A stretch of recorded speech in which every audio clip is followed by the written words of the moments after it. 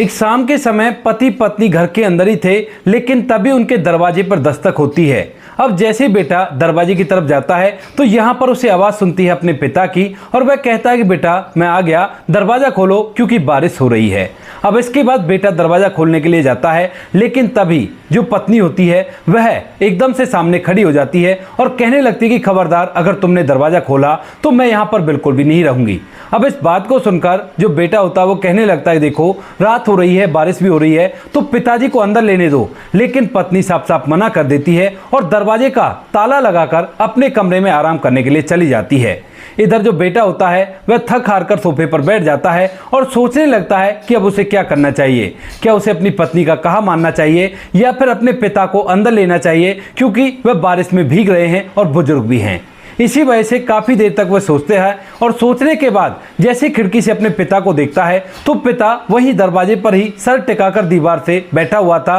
और उसकी आंखें पूरी तरह से बंद थी। ऊपर बारिश की बूंदें गिर रही थी और उनमें कोई भी हरकत नहीं दिखाई दे रही थी। इस बात को देखकर बेटे को अपने पिता पर बहुत ज़्यादा तरस आने लगता है। कौन था वह बेटा और क्या होता है इससे आगे, पूरी सच्चाई के बारे में जानने के लिए वीडियो को अंत तक जरूर देखें।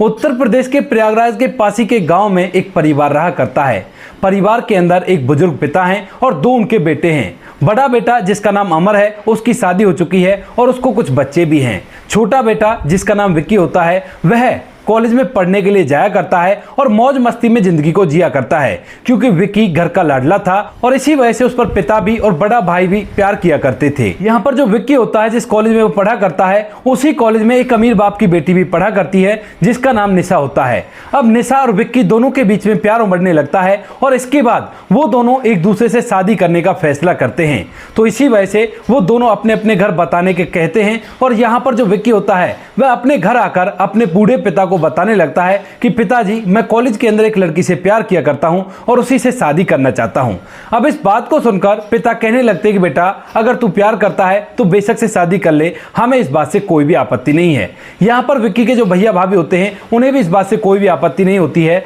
लेकिन जैसे निशा अपने घर जाकर अपने पिता को यह बात बताती है कि वह एक गाँव में रहने वाले लड़के से प्यार करने लगी है और उसी के साथ शादी करना चाहती है, तो उसके पिता सोच विचार में पड़ जाते हैं, क्योंकि निशा उनकी छोटी बेटी है और वह उससे बहुत ज्यादा प्यार किया करते हैं। थोड़ी देर सोचने के बाद जो निशा के पिता होते हैं वो कहने लगते हैं कि बेटी वो लड़का गांव में रहा करता है और तू उसके साथ कैसे जीवन व्यतीत कर सकती है। तो यहाँ पर जो निशा होती है वो प्यार किया करती थी और कहने लगती है कि पिताजी कोई बात नहीं, मैं वहीं पर अपना समय व्यतीत कर लूंगी और कैसी भी परेशानी नहीं है। इसके बाद निशा के पिता भी हामी भर लेते हैं और जब विक्की और निशा दोनों एक दूसरे से मिलते हैं तो दोनों अपने अपने घर वालों की बातें एक दूसरे को बता देते हैं। दोनों बड़े ही खुश होते हैं और यहाँ पर जो विक्की के पिता होते हैं उन्होंने कह दिया था कि ऐसा करना, उससे कह देना लड़की से कि अपने पिता को लेकर एक दिन यहाँ पर आ जाएगी और यहाँ पर शादी की बातें कर लेंगे, शादी होने के बाद अपना घर बसाना, कोई भी आपत्ति नहीं है। तो यहाँ पर विक्की निशा से कहता है कि पिताजी ने कहा है कि अपने पिता को लेकर किसी दिन हमारे घर आ जाओ और शादी की बात करने के बाद हम दोनों एक साथ अपने जीवन को व्यतीत करेंगे।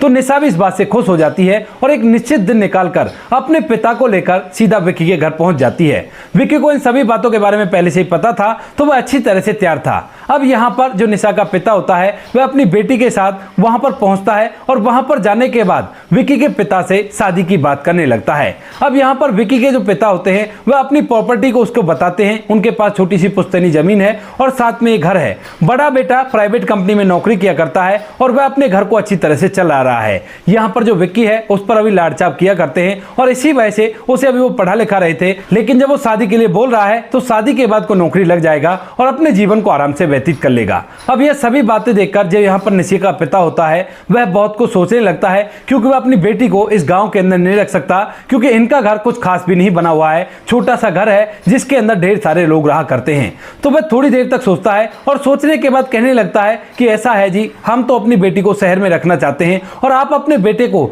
शहर में रहने के लिए बोल दो, वहीं पर यह मेरी बेटी के साथ रह लेगा और कोई भी दिक्कत नहीं है। लेकिन तभी जो विक्की के पिता होते हैं वो थोड़ी देर तक सोच विचार करता है और सोच विचार करने के बाद कहने लगता है कि देखिए साहब, हमारे पास इतना रुपया पैसा नहीं है जो हम अपने बेटे को शहर में रख सके। गांव में ये घर जो बना रखा है इसी के अंदर आपकी बेटी को रहना होगा। लेकिन तभी यहाँ पर जो निशा का पिता होता है वह अपनी बेटी निशा की तरफ देखता है तो निशा इस बात को सुनकर मायूस हो गई थी कि उसके पिता किसी बात के लिए मना कर रहे हैं। अब बेटी की खुशी के लिए जो निशा का पिता है वह पूरी रात भर सोच चुका है और सोचने के बाद वह कहने लगता है कि ऐसा कीजिए, इसके लिए मैं इंतजाम कर दूंगा, बेटी के लिए वहीं पर एक घर ले दूंगा और वहीं पर इसका एक छोटा सा बिजनेस खुलवा दूंगा आपके बेटी का। वह बिजनेस को करेगा और बिजनेस करने के बाद अपने घर को चलाएगा और कोई भी परेशानी नहीं है। मेरी बेटी भी शहर में रह लेगी और जिससे वो प्यार किया करती है उसके साथ अपने जीवन को व्यतीत कर लेगी। अब इस बात को सुनकर विक्की के पिता थोड़ी देर तक सोच विचार करते हैं और सोच विचार करने के बाद अपने बेटे की खुशी के लिए वह भी हामी भर देते हैं। इसके बाद यहाँ पर विक्की और निशा दोनों की धूमधाम और रीति रिवाजी के साथ शादी हो जाती है और शादी होने के बाद जो यहाँ पर निशा के पिता होते हैं उन्होंने अपनी बेटी के लिए शहर में घर ले दिया था और वहीं पर एक बिजनेस उसके पति के लिए करा दिया था। तो यहाँ पर वह अपने पति के साथ शहर में उसी घर में रहने लगती है और उस बिजनेस को विक्की करने लगता है। धीरे धीरे समय बीतता है और यहाँ पर जो विक्की होता है वह अच्छी तरह से अपनी पत्नी के साथ जीवन को व्यतीत कर रहा था। लेकिन वहीं पर जो निशा होती है उसे इस बात का घमंड आ जाता है कि विक्की के पास तो कुछ भी नहीं है और ये घर तो मेरा है और मेरे पिता ने इसको बिजनेस कराया है। तो उसके बाद जो निशा होती है वो छोटी छोटी ऐसी वैसी बातें करने लगती है, लेकिन विक्की उससे सच्चा प्यार किया करता था तो इसी वजह से उन सभी बातों को इग्नोर करता है और उसी के साथ अपने जीवन को बिताता है। इधर यहाँ पर जो विक्की का बड़ा भाई होता है जिसका नाम अमर होता है वह अब गांव के अंदर रह गया है और जब यहाँ पर छोटा भाई शहर में जाकर रहने लगा है, वहीं पर बिजनेस किया करता है, तो उसे लगने लगता है कि अब तो सारा कुछ मेरा ही है और मुझसे इसको कोई भी छीनने वाला नहीं है। तो इसी वजह से जो बड़ा भाई होता है वह और उसकी पत्नी यहाँ पर उसके पिता को थोड़ी थोड़ी बातों के लिए परेशान करने लगते हैं और जब बुजुर्ग पिता ये देखता है तो उसके बाद वह उन्हें बच्चा समझकर माफ करता रहता है, कहता है कि कोई बात नहीं, बच्चे हैं, मुझसे ही गलती हो जाती होंगी, इसी वजह से मुझसे कहा करते हैं। लेकिन धीरे धीरे जैसे एक साल यहाँ पर विक्की की शादी को होता है और उसके बाद वह अपनी शादी की सालगिरह बना रहा था, तो उसी समय उसके फोन पर उसके पिता का फोन आता है और फोन उठाने के बाद जैसे ही यहाँ पर विक्की अपने पिता से नमस्ते करता है तो उसके बाद जो पिता होता है वह फोन पर ही उसके सामने रोने लगता है। कहता है कि बेटा, मेरे साथ बहुत गलत हो रहा है और आज तो तेरे बड़े भाई ने मुझ पर हाथ उठाया है, तो मुझे अपने साथ ले जा, वहीं पर अपने साथ रख लेना और मैं चुपचाप घर के अंदर रहूंगा, कुछ भी नहीं कहूंगा। इस बात को सुनकर जो विक्की होता है उसकी आंखों में आंसू आ जाते हैं क्योंकि वह अपने पिता से बहुत ज्यादा प्यार किया करता था और वो बहुत कुछ इस बारे में सोचने लगता है। लेकिन तभी उसकी नजर उसकी पत्नी पर जाती है जिसकी आंखें बड़ी हो गई थी और उसके चेहरे पर गुस्सा साफ साफ दिखाई दे रहा था। वह इशारे सारे में पूछने लगती है कि क्या हुआ। तो इसके बाद जो यहाँ पर विक्की होता है वह उस फोन को म्यूट करता है और म्यूट करने के बाद अपनी पत्नी को पूरी बात बता देता है। कहता है कि पिताजी बहुत ज्यादा परेशान है और यहाँ पर फिलहाल बड़े भाई ने उन पर हाथ उठाया है, तो वह यहाँ पर आने के लिए बोल रहे हैं और अब मैं क्या करूं। लेकिन तभी यहाँ पर जो पत्नी होती है निशा, वह कहने लगती है देखो, अब मुझसे किसी बुड्ढे की जिम्मेवारी नहीं संभाली जाएगी और अपने पिता को बोल दो कि वो वहीं पर रहेंगे क्योंकि वहां पर उनका घर भी तो है और जैसे भी रहे हमें इससे कोई मतलब नहीं है, लेकिन वो बुड्ढा इस घर में नहीं आएगा। अब इस बात को सुनकर यहाँ पर जो विक्की होता है वह चुपचाप रह जाता है क्योंकि वह निशा से भी प्यार किया करता है और ऊपर से ये जो घर है ये निशा का ही है, तो इसी वजह से वह थोड़ी देर तक चुपचाप रहता है। लेकिन उसके बाद फोन को अनम्यूट करता है और अनम्यूट करने के बाद अपने पिता से कह देता है कि पिताजी, मैं फिलहाल तो कहीं बाहर हूं, 2 से 3 दिन के बाद घर जाऊंगा और उसके बाद मैं आपसे बात करता हूं। ऐसा कहकर विक्की ने फोन तो काट दिया था, लेकिन उसके दिल में बहुत सारी बातें उमड़ रही थी। वो प्यार उमड़ रहा था जो उसका पिता उससे किया करता था और किसी भी बात के लिए उससे मना नहीं किया करता था। लेकिन पत्नी के सामने वह कुछ भी नहीं कह पाता है और चुपचाप ऐसे ही रह जाता है। यहाँ पर जब पत्नी ये बात सुनती है तो उसके बाद वह भी खुश हो जाती है और अपने पति को गले से लगा लेती है और अपनी मैरिज एनिवर्सरी को अच्छी तरह से मनाती है। धीरे धीरे 2 से 3 दिन बीत जाते हैं और 2-3 दिन तक यहाँ पर विक्की ने बिल्कुल भी अपने पिता को फोन नहीं किया था और वह अपने घर के अंदर ऐसे ही रह रहा था, असमंजस में पड़ा हुआ था कि क्या कहूं पिता से और किस मुंह से उनसे बात करूं। लेकिन तभी जैसे 3 दिन कंप्लीट होते हैं और तीसरे दिन की रात होती है तो हल्की हल्की सी बारिश हो रही थी और उसी बारिश के अंदर जब दोनों पति पत्नी घर के अंदर बैठे हुए थे तभी उनके दरवाजे पर दस्तक होती है और जैसे विक्की दरवाजे की तरफ जाता है तो उसे आवाज सुनाई देती है अपने पिता की। वह कह रहा था कि बेटा दरवाजा खोलो, मैं हूं तुम्हारा पिता और बारिश तेज हो रही है, जल्दी से दरवाजा खोल दो। लेकिन तभी यहाँ पर जो उसकी पत्नी होती है निशा, वह भी आ जाती है और आने के बाद वह भी इस बात को सुन लेती है। उसके बाद वह अपने पति का हाथ पकड़ती है और उसे पीछे की तरफ खींचती है कहती है कि दरवाजा मत खोलो और इनको जाने दो यहाँ से, मैं इनको इस घर में नहीं झेल सकती और अगर ये इस घर के अंदर आए तो मैं इस घर में बिल्कुल भी नहीं रह सकती। अब यहाँ पर जो विक्की होता है वह उसे समझाने की कोशिश करता है, लेकिन निशा उसकी एक नहीं सुनती है और दरवाजे का लॉक लगाकर चाबी को लेकर अपने बेडरूम में चली जाती है। अब विक्की इस बात को लेकर काफी ज्यादा हैरान और परेशान है और वह हॉल पर पड़े हुए सोफे पर जाकर बैठ जाता है। तकरीबन आधे घंटे तक वह ऐसे ही बैठा रहता है और उसे अपने पिता का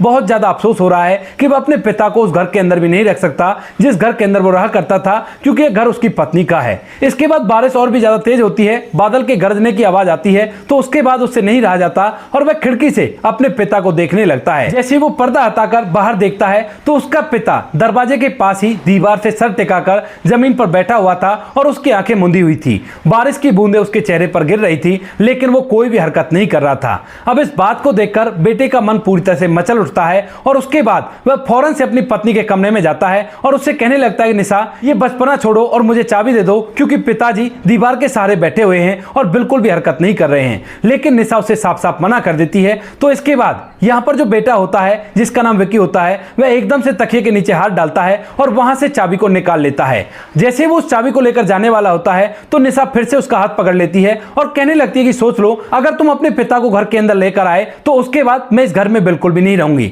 उसके बाद जो बेटा होता है, अब तक उसकी परीक्षा हो चुकी थी और वह एकदम से हाथ को झटकता है और फौरन से जाकर दरवाजा खोलकर बाहर अपने पिता का हलचल देखने लगता है। पिता जिसकी सांसें जो चल रही थी, लेकिन वह पूरी तरह से बेहोश थे और इस बात को देखकर बेटे की आंखों में आंसू आ जाते हैं। इसके बाद वह अपनी पत्नी की तरफ गुस्से भरी निगाहों से देखने लगता है और कहता है कि यह सब कुछ जो भी हुआ है वो तुम्हारी वजह से हुआ है और तुम बहुत ही बेकार औरत हो। ऐसा कहकर जो विक्की होता है वह अपने पिता को गोद में उठाता है और सीधा उस गाड़ी में डालता है जिस गाड़ी से वह ऑफिस जाया करता है और उन्हें फौरन एक हॉस्पिटल में ले जाता है। पत्नी घर के अंदर रह जाती है और उसे इस बात का कोई भी अफसोस नहीं होता कि उसकी वजह से उसका पिता पूरी तरह से बेहोश हो गया है। इसके बाद यहाँ पर जो विक्की होता है वह अपने पिता का इलाज करवाता है और जब पिता को थोड़ा सा होश आता है तो उसके बाद वह उससे मिलने के लिए जाता है और पिता से कहता है कि पिताजी आप चिंता मत करो, अब मैं आ गया हूं ना, अब आपको कोई भी समस्या नहीं होगी। इसके बाद पिता कहता है कि बेटा बिल्कुल तू मुझे अपने पास ही रखना, क्योंकि तेरा बड़ा भाई और उसकी पत्नी तो मेरे साथ बहुत गलत किया करते हैं। ऐसा कहते हुए पिता की आंखों में आंसू आ गए थे।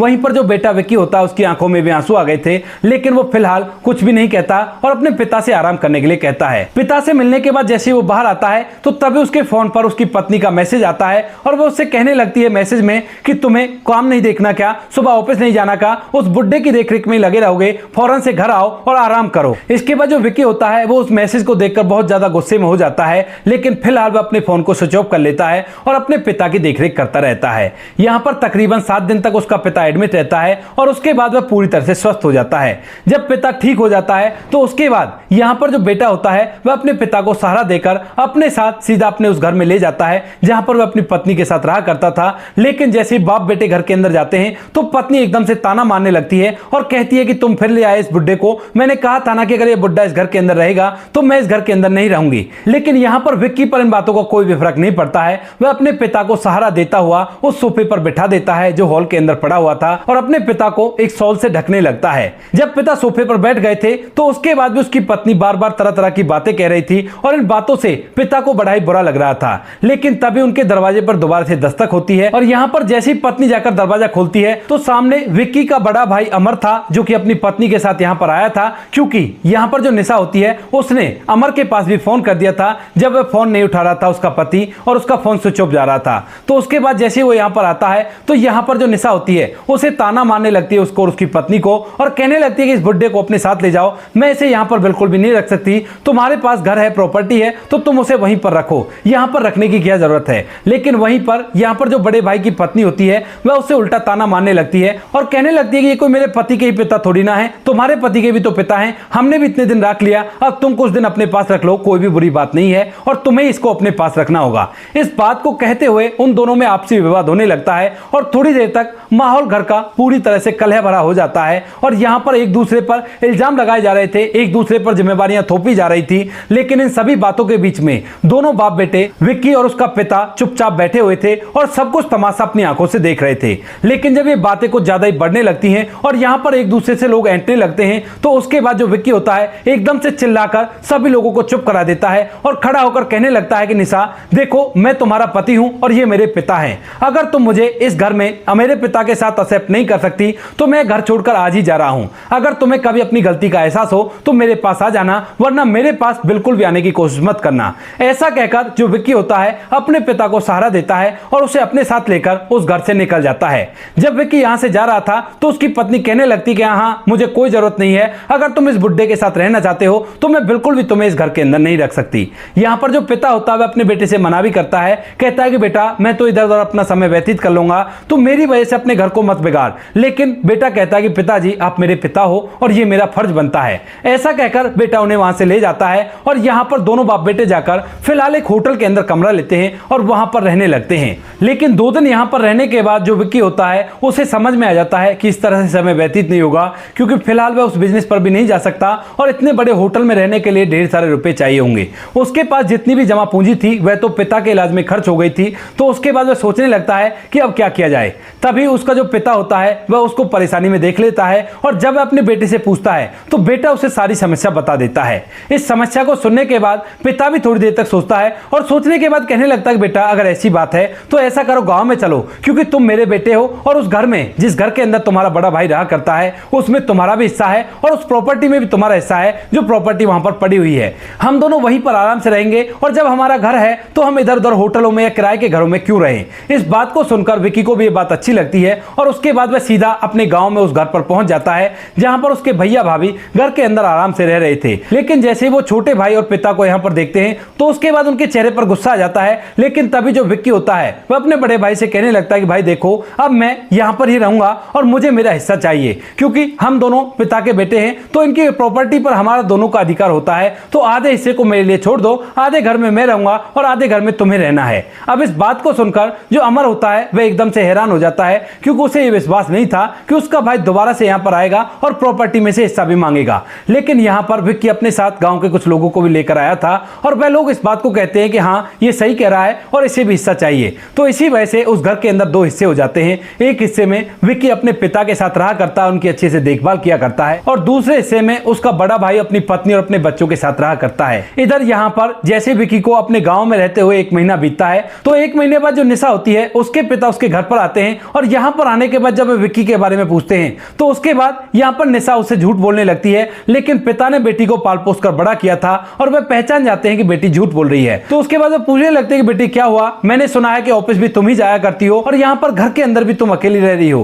कहाँ है तुम्हारा पति। तो उसके बाद निशा पूरी बात उन्हें बता देती है और कहती है कि वो अपने बुढ़े पिता के साथ गया है क्योंकि वो उसे इस घर में रखना चाहता था, लेकिन मैंने उससे मना किया तो वह घर छोड़कर चला गया है। कुछ दिनों धक्का खाएगा और उसके बाद वापस आ जाएगा, क्योंकि ऐसे ऐशो आराम कहाँ मिल सकते हैं। लेकिन इस बात को सुनते ही पिता के पैरों तले से जमीन खिसक जाती है, क्योंकि वह भले ही पैसे वाला था लेकिन उसके अंदर इंसानियत वास किया करती थी। उसकी बेटी ने जो काम किया था वो इंसानियत के विरुद्ध था। और इस बात को सुनने के बाद जो पिता होता है वो कह देता कि बेटी तूने बहुत गलत किया है और तुम्हें ऐसा बिल्कुल भी नहीं करना चाहिए था। अब बेटी लाड चाप से पाल पोस कर बड़ी की गई थी, तो उसके बाद वो अपने पिता से कहने लगती है पिताजी मैंने कुछ भी गलत नहीं किया है और ये सब कुछ ठीक है। लेकिन तभी यहाँ पर जो पिता होता है वो कहता है कि बेटी ये बिल्कुल भी ठीक नहीं है और अगर तू इसे सही मानती है तो आज से मैं भी तुमसे रिश्ते नाते तोड़ रहा हूं और मुझसे ना तो तुम्हें बात करने की जरूरत है और ना ही कभी मैं तुम्हारे दरवाजे पर चढ़ूंगा। ऐसा कहकर यहाँ पर जो पिता होता है वह वहां से निकल जाता है और जब यहाँ पर बेटी अकेली उस घर के अंदर रहती है तो उसके बाद उसे महसूस होने लगता है अपने पिता की वो बातें जो उसने कही थी कि ये बिल्कुल गलत है। और पिता की बातों को सुनने के बाद उसे पूरी तरह से इस बात का एहसास हो जाता है। इसके बाद जो निशा होती है वह अपने पति से माफी मांगने के लिए उसे इधर उधर ढूंढने लगती है और ढूंढते ढूंढते उसे पता चलता है कि वह तो अपने बड़े भाई के घर में ही आधे हिस्सा लेकर रहा करता है। और इसके बाद वह सीधी वहां पर पहुंच जाती है। वहां पर जाने के बाद जैसे वो घर के अंदर जाती है तो उसका पति खुश होकर अपने पिता के पैर दबा रहा था और उसके बाद यहाँ पर जो उसका पिता होता है वो उसके सर पर हाथ फेर रहा था। ये मंजर देखने के बाद निशा की आंखों में आंसू आ जाते हैं और वह एकदम से अपने पति के पैर छूकर उससे माफी मांगने लगती है। कहती है कि मुझे माफ कर दो, मुझसे बहुत बड़ी गलती हो गई और ले चलो पिताजी को अपने साथ और वहीं पर मैं इनकी सेवा करूंगी। लेकिन विक्की मना कर देता है और तभी जो पिता होता है वह अपने बेटे को समझाता है, कहता है कि बेटा ऐसा नहीं किया करते और तुम्हें अपनी पत्नी के साथ जाना चाहिए। मैं तो तेरे बड़े भैया और उसकी पत्नी के साथ रह लूंगा, क्योंकि अब तक उन्होंने भी रो रो कर उनसे माफी मांग ली है और सभी लोग एक साथ ही रहा करते थे। लेकिन विक्की अपने पिता को छोड़ने से मना कर देता है और तभी जो निशा होती है वो दोबारा से उसे माफी मांगती है और कहती है कि तुमने कहा था ना कि जब तुम्हारे अंदर इंसानियत आ जाए तो उसके बाद मेरे पास आना, तो मैं तुम्हारे पास आई हूं और तुम एक बार देखो तो सही कि मैं तुम्हारे पिता की सेवा करती हूँ या नहीं करती, और अगर मैं कोई गलती करती हूँ तो उसके बाद बेशक से तुम मुझे छोड़कर आ जाना और फिर बेशक से मत माफ करना। इस बात को सुनकर जो विक्की होता है वह इस बात के लिए तैयार हो जाता है, और फिलहाल के समय में जो विक्की होता है वह अपनी पत्नी के साथ शहर में रहा करता है, और जो उनका पिता होता है वह कभी बड़े बेटे के यहाँ पर रहा करता है तो कभी छोटे बेटे के यहाँ पर रहा करता है। निशा के पिता को जब ये खबर सुनती है तो उसके बाद निशा के पिता भी अपनी बेटी को माफ कर देते हैं और उसके घर आने जाने लगते हैं। तो दोस्तों ये थी आज की कहानी। आपको जैसी भी लगी कमेंट सेक्शन में बता देना। वीडियो अगर अच्छी लगे तो वीडियो को लाइक और चैनल को सब्सक्राइब जरूर करें ताकि हमें थोड़ा सा हौसला मिल सके आप लोगों के लिए ऐसे अच्छे वीडियो बनाने के लिए। इन कहानियों को सुनाने का उद्देश्य किसी को परेशान करना बिल्कुल भी नहीं है। ये कहानी आपको इसलिए सुनाई जाती है ताकि आप लोग इन कहानियों में से कुछ ना कुछ सीख सको और अपने जीवन में उस चीज़ को अप्लाई कर सको। मिलते हैं किसी नेक्स्ट वीडियो नए टॉपिक के साथ। तब तक के लिए जय हिंद, जय भारत, जय हिंदुस्तान।